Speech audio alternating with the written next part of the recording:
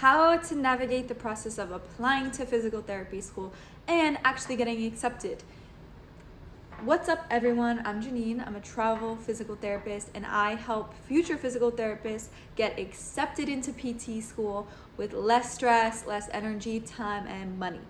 Let's get into it. So, let's talk about the whole process today because let's be honest, no one tells you what to do. Like, there's no information out there on how to actually what to do. Like, just okay, you need this amount, these prerequisites, and you need the GRE, and you might need observation hours, and that's basically it. Like, what else do I need to do? Like, what do I need to do? So let's talk about the basic things first, and then we'll get into the extra stuff. So the basic things, what I would suggest, the first thing you want to do is research potential schools that you might want to get accepted or go to. This might depend on tuition. It might depend on the location. It might depend on, a couple of things. So start thinking about what schools you might want to go to. Go on their website, go to the PT program, and look at their requirements.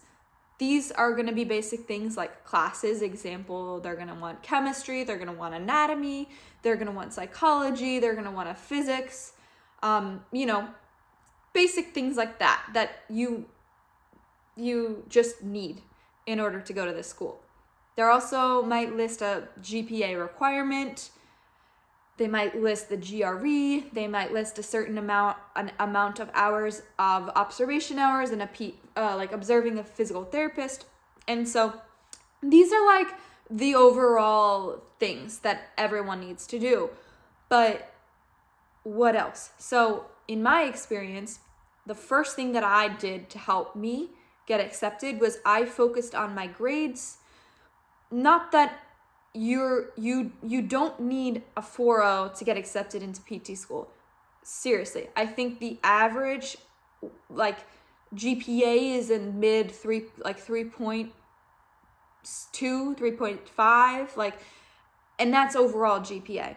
And there's always exceptions. So if you have a 2.8, don't rule it out. We can get into that on another video. I'm going to post another video on what to do if you have a low GPA. But today we're going to talk about the overall process. So stay tuned for that. Subscribe to my channel, by the way, because I'm always posting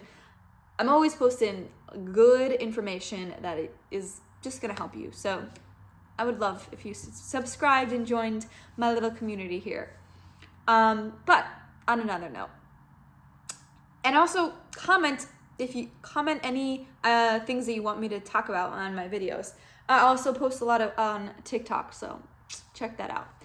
But I wanted to say, if it's, not like you're applying tomorrow, but if you have some time to work on your GPA, get down how to become an effective studier, which I also talk about in other videos.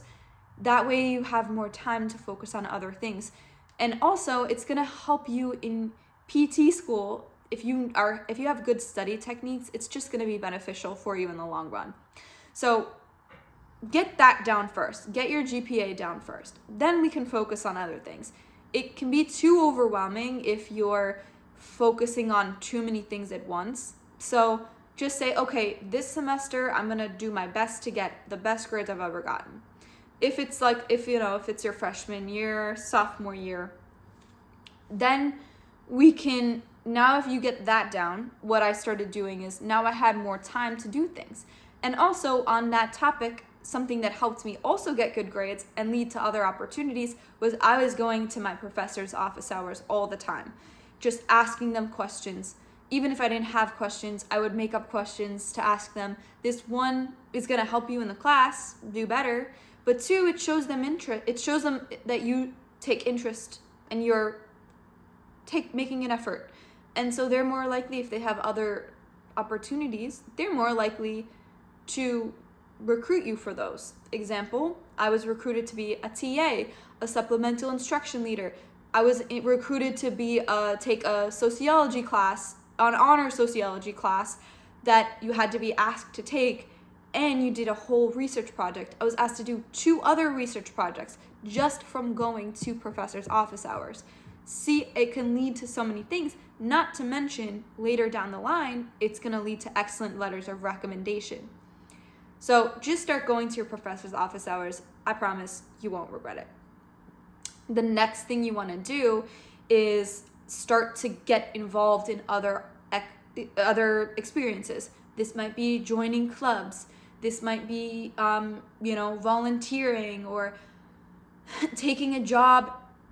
I would recommend like doing a combination of experiences that relate to the PT world and things that don't relate to the PT world, but might be meaningful to you. Example, I was in the orchestra. I'm an orchestra nerd. Don't come for me, okay?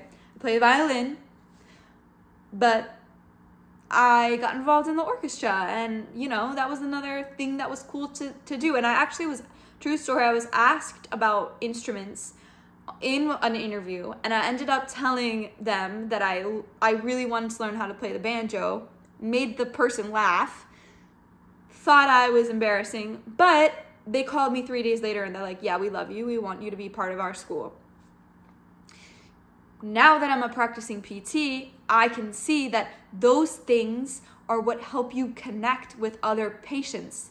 Like, you're not going to be like, yeah, well, in physics, this is this and this. No, patients don't care about that. They want to know, they want to talk to you about fishing. They want to talk to you about guitar. They want to talk to you about hiking. So whatever you love to do, it's that, even though it might not pertain to PT, it's going to help you make those connections with people in the future as a clinician. And so they are actually just as important. Make sense? Don't be afraid to get involved in those types of experiences. And it also just shows them that you're well-rounded, and it's not I think that they get a lot of cookie cutter applications and things that people just look the same on paper. And if it were me, boring. I want someone that, has other cool experiences. So get involved in experiences. Now that we've got that down, now it's time to figure out the GRE. So the GRE and the time to apply to PT-CAS kind of fall in the same time frame. To be honest, when I took the GRE maybe 5 years ago now, it was, I think, a little bit more required than it is now. I think after COVID, a lot of schools have said that it's not required, but it's optional. Just back to doing the research on your schools, just figure out if it's required or not. But to be honest, I don't think it's that important. I mean, if you have a really low GPA, but it might be something that you want to put a little bit more effort into. But if you have a pretty, average to good GPA and you've got a lot of other experiences going for you, observation hours, don't put too much stress in the GRE. I think I scored average, maybe even a little bit below average, and I was completely fine. I got into every single school I got applied to. I think that I stressed about it way too much. Obviously, you don't want to fail it, but, don't shoot for the stars with the GRE is what I'm saying. But when it comes to applying, you're going to fill out on PT-CAS all your personal information, like your name, your whatever, all that address, all that's information. Then you're going to start putting in your classes that you've taken, your grades, your experiences, your letters of recommendation, which goes back to the office hours and getting involved in experiences. And then you submit that. You wait a couple of months, then the schools might start to email you and they're going to tell you, invite you to an interview. Now it's time to do your interview prep, which I have videos on, so make sure you check those out. I also get into depth into all of this information on my online course, the PT School Acceptance System.